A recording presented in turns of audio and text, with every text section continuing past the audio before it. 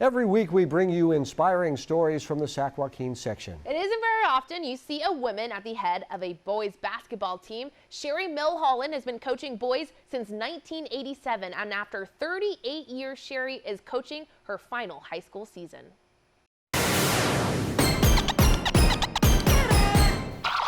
Put names on passes, 2 up and backs, go. You won't find many women at the helm of boys basketball teams, but this one, Sheri Millhollin, is one of the best to ever do it. Do the little things. It kind of just started that my husband was the varsity coach and he needed a freshman coach, and I had started helping out, and I always just seemed to get along well with the boys because I like their energy, I like their humor. Preston, that's the pass we gotta work on faking. Sheri teaches family and consumer economics at Ponderosa. It used to be called Home Ec. And after 38 years of teaching, Sheri will retire at the end of this year. I know I need to retire. My husband retired 3 years ago, so he's ready. With coaching stints at Amador, Ponderosa, and now Oak Ridge, she's spent nearly 31 of those years coaching freshman or JV boys basketball. Not to mention her 16 years as the head boys and girls volleyball coach at Ponderosa. Glad that happened. Having a woman coach, like, you'd still get, male coaches on the other side thinking, oh, I can't lose to a female, and we would kick butt. And Sheri, she ain't no softie, Sheri lays into you. Sheri was tougher than probably every coach we faced, But as you can imagine, being a woman coaching boys basketball wasn't always easy for Sheri. Jordan, get back. I wish I could say it was easier, but it's been pretty hard. Probably the ugliest story is I went into a gym one day and it was league, so people knew who I was. And the athletic director said to me, "You're not the coach." And I said, "Well, yeah, I am." And I kind of was thinking, wow, I think you know that. But then he said, no, any mom can come in here and act like they're the coach so they don't have to pay.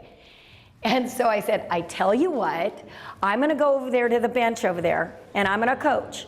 And if I don't coach, then you're more than welcome to charge me on my way out. She has to be really careful what she does, when she walks into gyms, how she is with the refs, and I think that's something that men don't have to do when they walk in the gym. That's not something that's on their mind. Like, hey, how am I going to be? How are these guys going to perceive me? It's a great challenge. It also made me feel like, wow, like women do need to do this. Like, I can do this. I know so many women, moms even, that would be great boys basketball coaches. We coached Oak Ridge last year, and I was telling all the guys that you got to listen to this lady because she's won more conference championships than years you've been alive.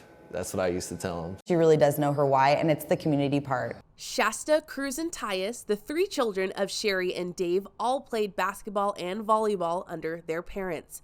Who did you like playing for the most, your mom or your dad? That's a tough question. I don't know if I can go on the record and say that.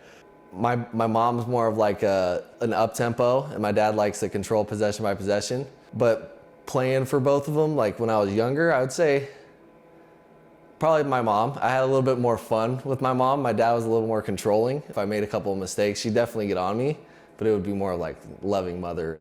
As a mother of 3, Sheri brings a softer, nurturing side to her players. AJ, a former player, said she taught him how to sew in home economics. She's not only a good coach or a good teacher, but a great person, because my dad passed away 2 years ago, and they've been overwhelmingly supportive through that time, and I feel like she goes outside of the scope of basketball and makes it more personal. I value that. I think it's a great quality.